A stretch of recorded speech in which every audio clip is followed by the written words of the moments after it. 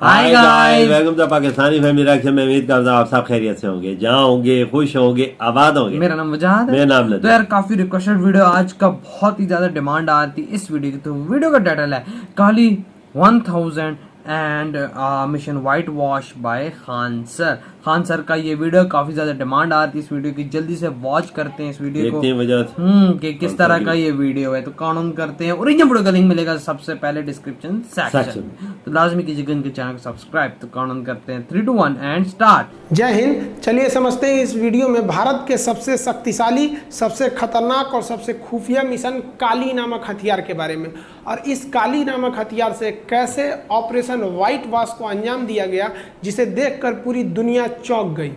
काली को सबसे पहले भाभा एटॉमिक रिसर्च सेंटर यानी बार्क ने एक इंस्ट्रूमेंट के तौर पर बनाया था, ताकि यह अपने सैटेलाइट्स को सुरक्षा दे सके, उन्हें प्रोपेल कर सके और उन पर पड़ने वाले इलेक्ट्रोमैग्नेटिक वेव से उनकी सुरक्षा कर सके।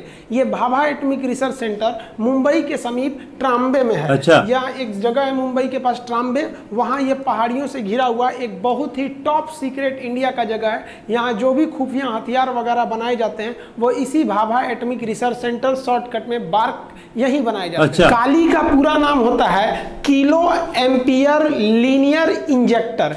ये एक बहुत ही हैवी वर्क, देखिए आप देख रहे हैं किलो एम्पियर मतलब 1 किलो एम्पियर, तो उतने हैवी इंपल्स को ये किसी एक जगह लीनियर यानी सीधे में इंजेक्ट करता है, डाल देता है। काली की सबसे बड़ी खराबी क्या है, इसका साइज बहुत बड़ा है।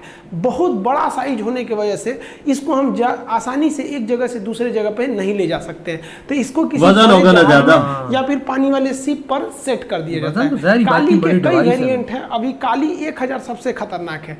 काली का विचार 1985 में भाभा एटॉमिक रिसर्च सेंटर से आया था। काली जो सबसे खतरनाक वेरिएंट है काली 1000, वो 40 गीगावाट का एनर्जी देता है। अब 40 गीगावाट समझिए, भारत का सबसे ज्यादा आबादी वाला राज्य उत्तर प्रदेश है। इसको बिजली की खपत सबसे ज्यादा जरूरत है, क्योंकि ज्यादा लोग रहेंगे ज्यादा बिजली लगेगी। तो उत्तर प्रदेश को भी 40 गीगावाट बिजली की जरूरत नहीं है। पूरे उत्तर प्रदेश सोचिए, ये एक राज्य को चला सकता है। इसमें बिजली देता है 40 गीगावाट को, इतना भयानक ये बिजली देता है। तो आपको जरूरत है बिजली घर लगाने का, काली को कितनी ताकत हो पूरी हो जाएगी, कोई दिक्कत नहीं होगा बिजली का।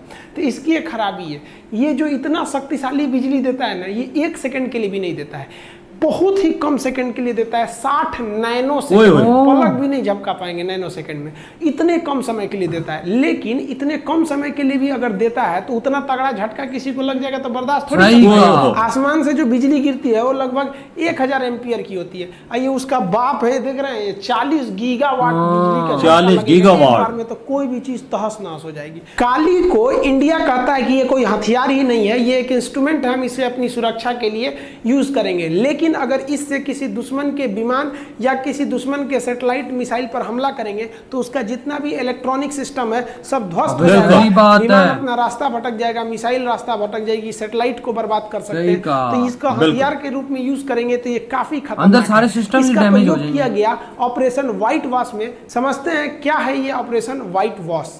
सियाचिन ग्लेशियर स्ट्रेटेजिक रूप से काफ़ी महत्वपूर्ण जगह है। यहाँ पर इंडिया पाकिस्तान दोनों के सैनिक रहते हैं। हालांकि इंडिया का कब्जा है, लेकिन उसके दूसरे साइड में पाकिस्तान रहता है। तो इन दोनों के सैनिक बर्फ के गिरने से, बर्फ का फिसल कर गिर जाना बहुत बड़े हिस्सा को, उसे हिमस्खलन कहते हैं। तो यहाँ हिमस्खलन की घटना बहुत ज़्यादा होती है और हिमस्खलन से ही यहाँ ज़्यादातर फौजी मरते हैं। तो यहाँ पर रॉ के खुफिया एजेंट के दिमाग में एक आइडिया आया कि जब बर्फ को इतना तेजी से नीचे खिसकता है, ये एवलांच होते हैं, तो अगर हम लोग खुद से एवलांच ला दे तो हथियार चलाने की जरूरत ही नहीं है। तो रॉ और DRDO ने मिलकर काली को यहाँ पर अटैक करने का प्लान किया। लेकिन काली में सबसे बड़ी खराबी क्या है, काली का साइज इतना भयानक है कि उसको इतना ऊपर चढ़ाना मुश्किल हो जाएगा। दूसरा, काली जब भी जलती है तो इतना ज्यादा हीट प्रोड्यूस करती है कि जहां रख के आप काली को इंजेक्ट इंजेक्ट करिएगा, जैसे मान लीजिए यहाँ से हमको इस पर इंजेक्ट करना है ताकि ये वाला बर्फ इतना टूटकर नीचे गिर जाए, तो यहाँ इतना हीट प्रोड्यूस कर देगा ये काली कि ये वाला हिस्सा भी गल जाएगा, उसको भी ले जाएंगे, दूसरा इसको चलाने के लिए इलेक्ट्रिसिटी भी बहुत ज्यादा चाहिए। अब इतना ऊंचाई पे बिजली कहाँ से ले जाएगा, इलेक्ट्रिसिटी की भी दिक्कत है। तब रॉ के एजेंट्स ने प्लान बनाया कि सियाचिन पर जो हमला होगा वो काली से ही होगा, लेकिन काली हथियार को हम हवाई जहाज में भरेंगे। हवाई जहाज को चुना गया IL-76। इस IL-76 को हम लोग ने कटक में लाया। अच्छा। कटक में ले आकर इसमें लोड किया गया काली नामक हथियार को। अब इस काली को यहाँ हथियार को तो लोड कर दिया गया, जानबूझ के कटक में लोड किया गया कि किसी का ध्यान ना जाए कि हमको ऑपरेशन उधर करना है, ताकि ध्यान उधर से इधर भटकाया जा सके।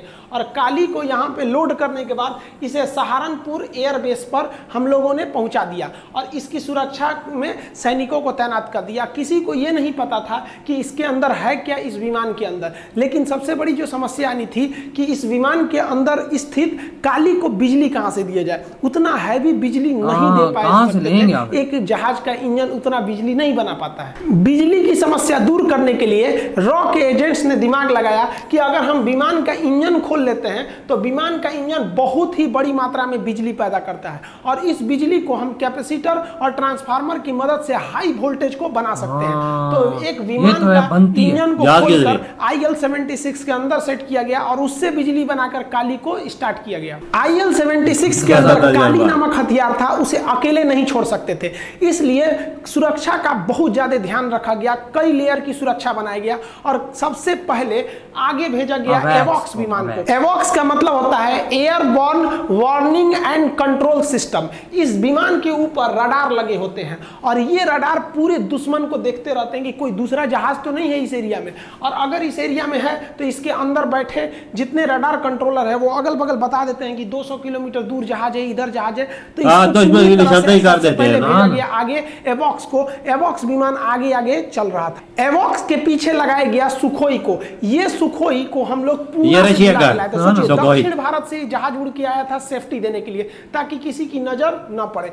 सुखोई विमान की खासियत है ये इंटरसेप्टर है, दूसरे जहाज को बहुत तेजी से दौड़ा के मारता है। तो जैसे एवॉक्स किसी विमान को देखेगा उसे इंटरसेप्ट करने के लिए सुखोई को लगाया गया। मान लीजिए कि सुखोई किसी जहाज का पीछा करने के लिए चला गया, तो इस काली को ढो रहे IL-76 की रक्षा कौन करेगा? तो इसके पास रहकर इसकी रक्षा करने के लिए मिराज 2000 नामक जहाजों को तैनात किया गया। क्योंकि कोई भी जहाज कश्मीर से उड़ान नहीं भरा था ताकि दुश्मनों की नजर न पड़े, सभी के सभी जहाज हिंदुस्तान के अलग अलग कोना से उड़े थे। अतः एक समस्या यह भी थी कि उड़ान भरने के बाद आधे रास्ते में इनका फ्यूल में कमी आएगी, फ्यूल खत्म होने लगेगा। क्योंकि जब भी आप दुश्मन के एरिया के करीब रहते हैं तो कोशिश करना चाहिए आपके पास मैक्सिमम फ्यूल हो, ताकि आप किसी भी विषम परिस्थिति में भाग के आ सके। दिक्कत को दूर करने के लिए मिड एयर रिफ्यूलिंग के लिए एक व्यवस्था किया गया। IL-76 विमान का एक एयर रिफ्यूलर विमान है। इस विमान से हवा में ही कश्मीर में घुसने से पहले ही सारे जहाजों में फ्यूल को पूरी तरह से भरकर जहाजों को रेडी कर लिया गया। इस प्रकार सबसे आगे चल रहा था एवॉक्स।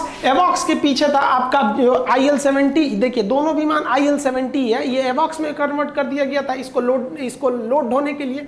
अब इनकी सुरक्षा के लिए लगे थे आपके सुखोई जहाज लगे थे, मिराज जहाज लगे थे और रिफ्यूलिंग की भी व्यवस्था की गई थी। ऊपर से इसरो के सैटेलाइट भी उन पर नजर जमाए हुए हैं। इसरो के सैटेलाइट वहां पर सियाचिन के पास मिनटों की खबर ले रहे थे कि वहां पाकिस्तानी सैनिक क्या कर रहे हैं, क्या नहीं कर रहे हैं। पता तो चलता है साहब, बर्फ की मोटाई कितनी जमी है, क्योंकि रात भर में बर्फ और ज्यादा जम जाता है। इन जहाजों के कैप्टन में किसी को नहीं पता था कि हमें हमला कहां करना है, केवल पता था कि IL-76 के पायलट को और उसके अंदर ऑपरेट कर रहे काली को।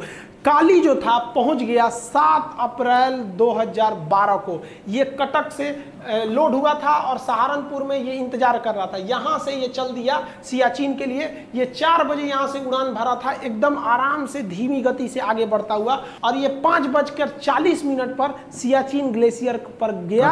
और वहां पर इसने काली से इंजेक्ट करना चालू किया लेजर बीम्स को। वो हाई इंपल्स के बीम को वहां पर इंजेक्ट करना चालू किया। इसके इंजेक्ट करने से हाई बीम के क्षमता से वहां एक हैवी एवलांच, एक बहुत बड़ा हिमस्खलन, एक बहुत बड़ा बड़ा बर्फ का चट्टान जो था वो नीचे से खिसक गया और वो नीचे गिरने लगा। इसके गिरने की रफ्तार 300 किलोमीटर प्रति घंटा, बुलेट ट्रेन की रफ्तार से ये बर्फ गिर रहा था। इसकी खबर पाकिस्तान को जब तक लगे कि बहुत देर हो चुकी थी, इतनी तेज रफ्तार के आगे आप कुछ भी नहीं कर सकते हैं। ये 15 मिनट के अंदर 15 मिनट 80 फीट मोटी बर्फ की चादर बिछ गई। 80 फीट लगभग 8 से 9 मंजिला ऊंचा बर्फ ढक गया पाकिस्तान के जो वहां बंकर्स थे उनके ऊपर। इन बंकर्स में पाकिस्तान के 124 जवान दबकर मर गए। सरकार भारत का एक टॉप सीक्रेट मिशन कंप्लीट हो गया। इसे नाम दिया गया था ऑपरेशन व्हाइट वॉश। ये इतना सीक्रेट था कि इंडिया की कोई भी गवर्नमेंट, कोई भी ऑफिशियल संस्था इसे मानने से इनकार करती है। पाकिस्तान ने अंतर्राष्ट्रीय दबाव बनाया लेकिन भारत ने उसे सिरे से नकार दिया। उसने कहा कि काली नाम का कोई हथियार ही नहीं है, ऑपरेशन व्हाइट वॉश ये हम इसको इनकार करते हैं। लेकिन भारत का ये टॉप सीक्रेट आने वाले फ्यूचर में सियाचिन या द्रास बैटालिक सेक्टर में लड़ाई में काफी महत्वपूर्ण भूमिका निभाएंगे। ऐसे ही भारत का एक और टॉप सीक्रेट मिसाइल बन रहा है, शौर्य मिसाइल। ये हाइपरसोनिक होगा। इसके लिए एक सेपरेट वीडियो बना देंगे।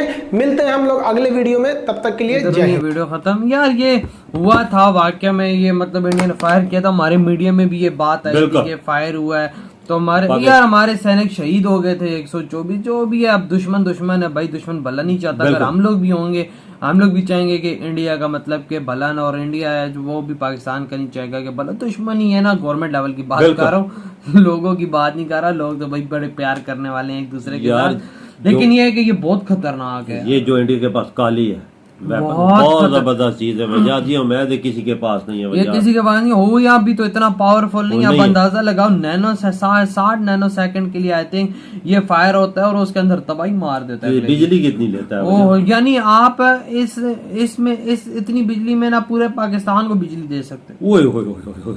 यूपी एक पाकिस्तान जितने लोग हैं, पाकिस्तान का अंदाजा लगा लो, वो भी फिर भी ये ज्यादा होगा। फिर आप अंदाजा लगाएं कि इसमें कितनी ताकत और कितनी क्षमता है। वही ना, फिर वो उसने जब फायर आउट किया, पूरा इतनी बड़ी चट्टान हुई, 80 फुट का वो बर्फ हो गई। 15 मिनट में उसे पिघला के चादर को साइड में कर दिया। बिल्कुल। और लेकिन ये है कि वो जब पिघली और नीचे सारे हमारे बंकर थे ना, बंकरों पे ऊपर बिल्कुल ये हुआ था, शहीद हो गए थे सोल्जर। और बिल्कुल, लेकिन ये है कि बड़ा सीक्रेट था। फिर पाकिस्तान ने बात इस पे उठाई तो इंडिया ने कहा भाई हमारा तो कोई ऐसा है ही काली नहीं, लेकिन इंडिया का वो जहरी बात है। पाकिस्तान में मीडिया में आया था कि इंडिया के पास है। हाँ, और भाई इंडिया ने फायर भी किया है हम पे। वो पाकिस्तानी मीडिया के अंदर बात की भी है, सब नहीं है बात।